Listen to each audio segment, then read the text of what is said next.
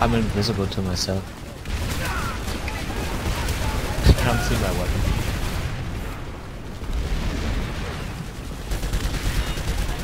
I think you could drive a little if you want. Yeah, please. Hey guys, this is MattiAce, and all of this video is going to be from the same fight here at Crook's headquarters on Amerish. Now the Light Assault class is one of the classes that isn't all that popular to have as part of your unit composition for a lot of outfits, or especially a lot of bigger outfits, and there's a couple of different reasons for that. The ability of the Light Assault class is the jetpacks. In this case I'm using the jump jets, which allows me to get up on rooftops and other areas where the other classes just can't reach. And this is one of the reasons why the Light Assault class is a little bit unpopular when it comes to teamwork. I will continue talking a little bit about the aspect of teamwork with the Light Assault class, even though in this particular video I will be playing solo. So now, as much as I agree for the most part about the weakness of Light Assault compared to the other classes, there are a few things that you can actually benefit from, used correctly of course, even if you're running multiple squads or platoons. And the main thing is of course putting down spawn beacons in good positions that will benefit the entire squad or platoon. Now gaining good position is extremely important in Planetside 2, and capturing a base or holding a point is a lot more than just having a massive amount of players swarming the actual point. Because one of the problems with grouping up a lot of people in a tight room is that a couple of well-placed grenades, especially concussion grenades, can make you lose an entire squad in just a matter of seconds. And also, like you see me doing here, being able to pick off and damage the attacking enemies before they can reach to, in this case, C, is just as valuable as camping the actual point and fighting them there. Another thing about holding the high ground as we're doing here is that we are denying our opponents to do this thing to our team, and we were able to gain that advantage in the very early part of the video where you saw us fighting over this very rooftop. Now here we've been able to push them away quite far, and I'm actually not in an optimal position here. The distance to the opponents is a little bit too far, and the angle is really bad. And as much as I can shoot through the leaves, it's hard to see through them. Now some of the NC Light Assaults wanted to get back here and take control of the rooftop again, but we were able to fight them off and push them back away from C. So now some of the players in our platoon are fighting in another base, and the capture points here at Crooks are quite far away from each other, which means that we're going to be a bit spread out.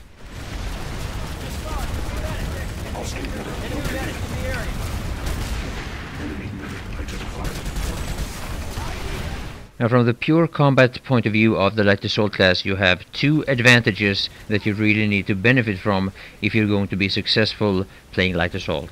The first one is, as I've already covered, positioning, and that is what you see an example of here as well. Now the other thing is mobility, and depending on your particular playstyle, either one of these can be more or less important compared to one another. If you play like me with a long-range carbine and long-range attachments on said carbine, then positioning is most likely going to be more important than mobility, at least for the most part. Later on in the video I will show you the opposite, where even if I'm using the same weapon and attachments, I'm still going to benefit more from mobility rather than positioning. Now this fight was rather even in terms of population, and normally I would prefer it if the opponents have a little bit more than us.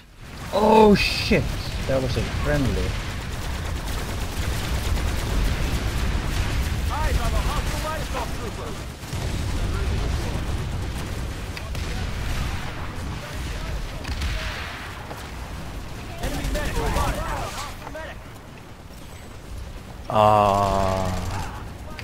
GG pound.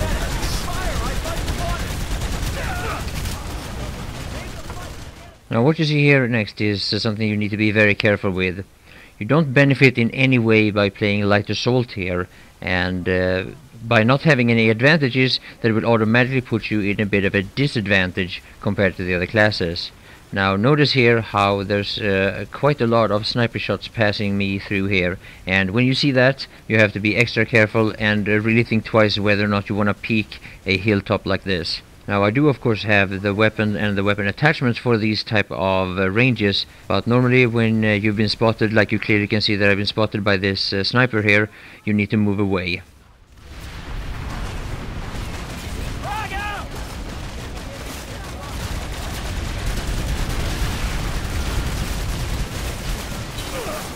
Ah, shit, I was sniped.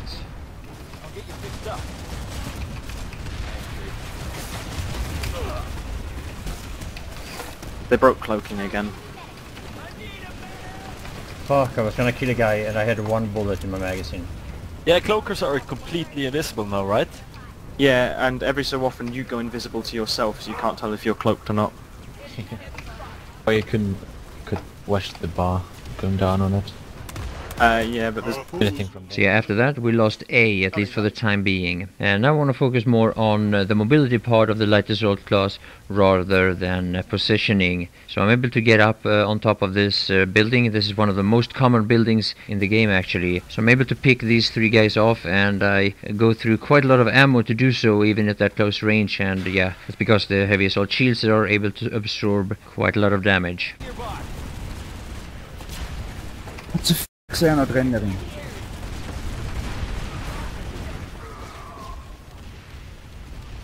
So many guys and not one was rendering. Yeah.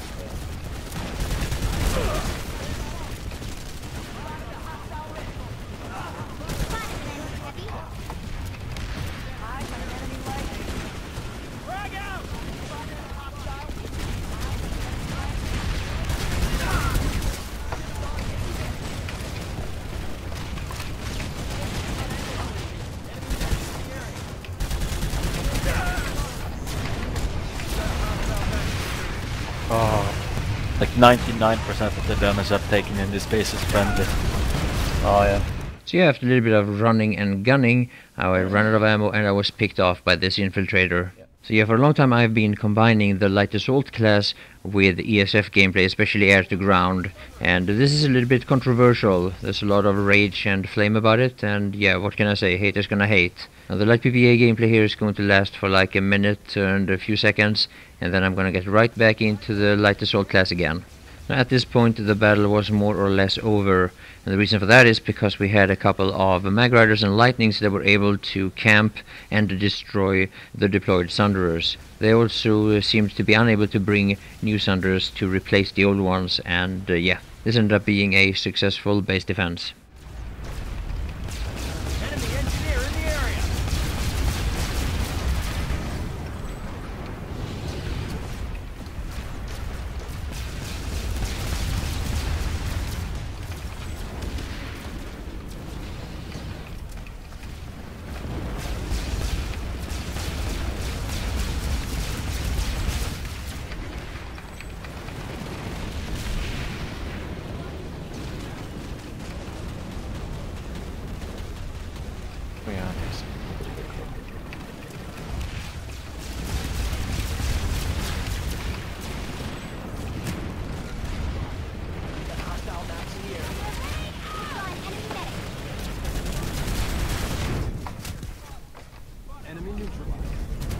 Oh, hell.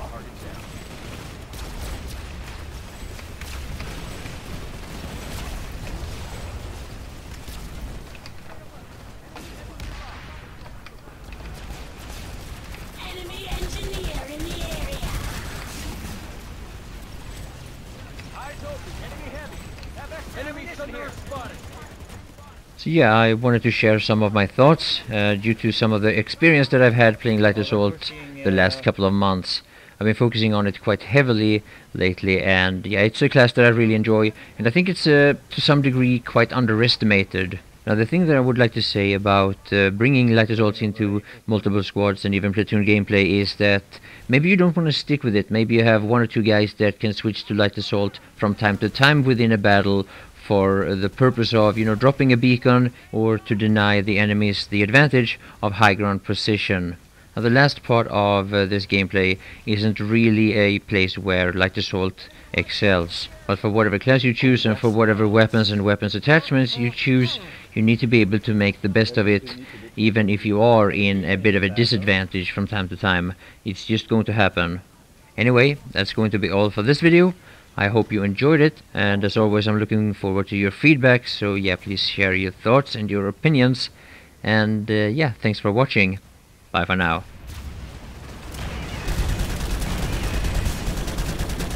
LOL, Gott ist an die Wiss. 6 guys.